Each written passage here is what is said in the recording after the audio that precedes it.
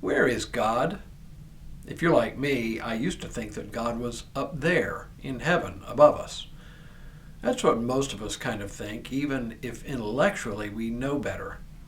After all, modern science, and especially that part of science we call astronomy, reminds us that the universe is an incomprehensibly large place. In fact, strictly speaking, there is no such thing as up when speaking of the universe. There's not even a center to the universe, at least not that we can tell. Why, in our galaxy, the Milky Way, there are literally billions of stars, many with planets circling around them. And our galaxy is just one of billions of galaxies. The numbers pretty quickly grow too large to comprehend. So I return to the question, where is God? Hello, I'm Stuart Baskin, pastor of First Presbyterian Church of Tyler, Texas. And this is your daily devotional for Friday, March 7th, 2025. I am a very, very, very amateur astronomer, which is to say I own a small telescope and sometimes take it outside on clear nights to look at cool stuff. I always like looking at Saturn, for example, which in my small telescope you can pick out the rings, but not in any detail.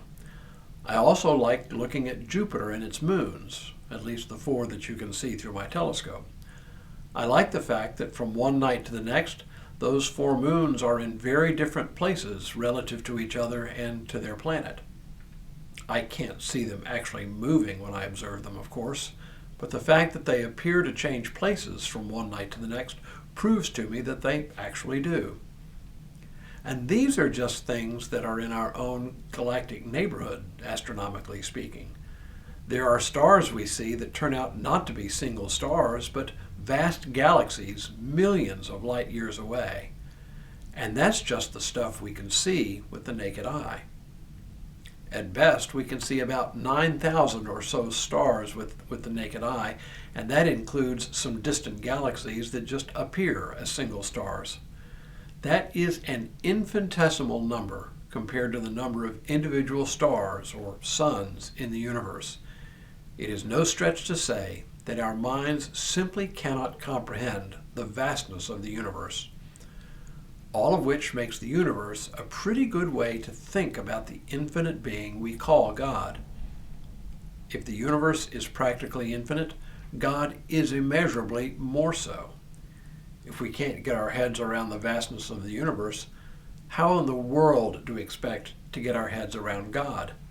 In a word, it's impossible.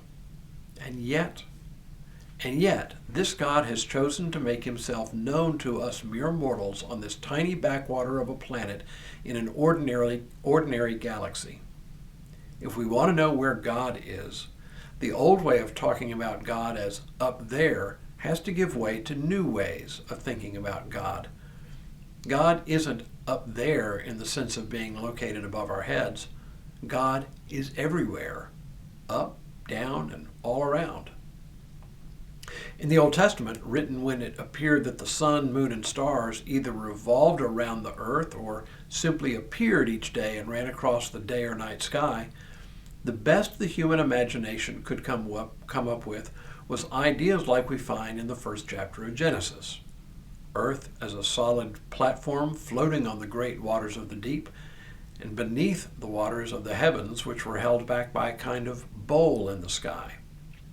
Read through this chapter and try to see it as the ancients imagined it.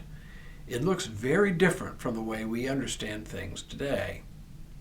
But it was an attempt by ancient peoples to imagine what is literally unimaginable, a great God who created all that is.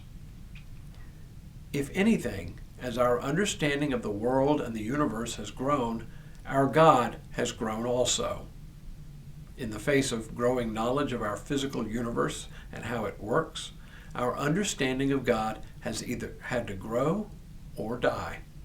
And honestly, some people have left God behind as a seemingly quaint artifact of an earlier age.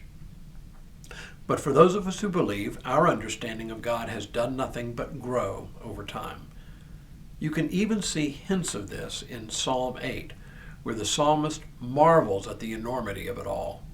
He writes, O Lord, our sovereign, how majestic is your name in all the earth. You have set your glory above the heavens. Out of the mouths of babes and infants, you have founded a bulwark because of your foes, to silence the enemy and the avenger.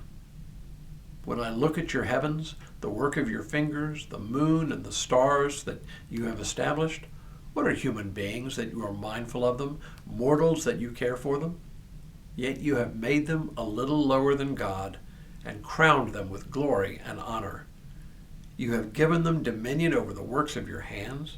You have put all things under their feet, all sheep and oxen, and also the beasts of the field, the birds of the air, and the fish of the seas, whatever passes along the paths of the seas.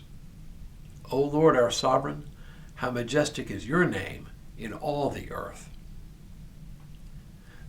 The universe was such a smaller place in his mind than in our modern understanding, but the psalmist still managed to capture the wonder of God and of humankind's place in God's creation. It's just enormous. So I return to the question, where is God? Turns out that's the wrong question to ask. The real question is, where isn't God? Now may God continue to bless you and keep you in all that you do this day and in all the days ahead.